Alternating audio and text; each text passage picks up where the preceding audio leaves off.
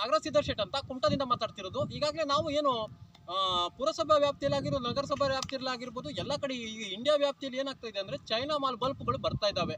ಆ ಒಂದು ಬಾಳುವಂಥ ಬಲ್ಪ್ಗಳೇ ಬರ್ತಾ ಇಲ್ಲ. ಅದನ್ನು ತಾವು ನೋಡ್ಬೋದು, ಈ ಕಂಬದಲ್ಲೆಲ್ಲ ಈ ಥರ ತೂಗಾಡ್ತಾ ಇದೆ ಊರು ಪೂರ ಬಲ್ಪ್ಗಳೆಲ್ಲ.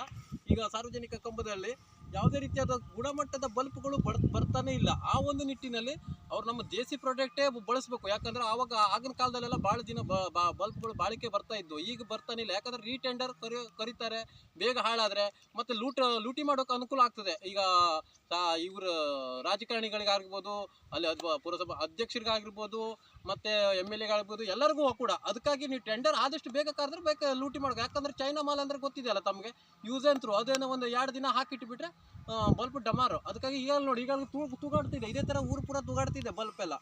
ಆ ಒಂದು ನಿಟ್ಟಿನಲ್ಲಿ ಇಂಥ ಬಲ್ಪ್ಗಳು ಬಳಸೋದನ್ನು ನಿಲ್ಲಿಸಬೇಕು ಸರ್ಕಾರ. ಅದಕ್ಕೆ ಆದಷ್ಟು ಬೇಗ ಒಂದು ಗುಣಮಟ್ಟದ ಬಲ್ಪ್ಗಳನ್ನೆಲ್ಲ ಬಳಸ್ಬೇಕು ಅಂದ್ಕೊಂಡು ನಾವು ಕೇಳ್ಕೊಳ್ತಾ ಇದ್ದೇವೆ.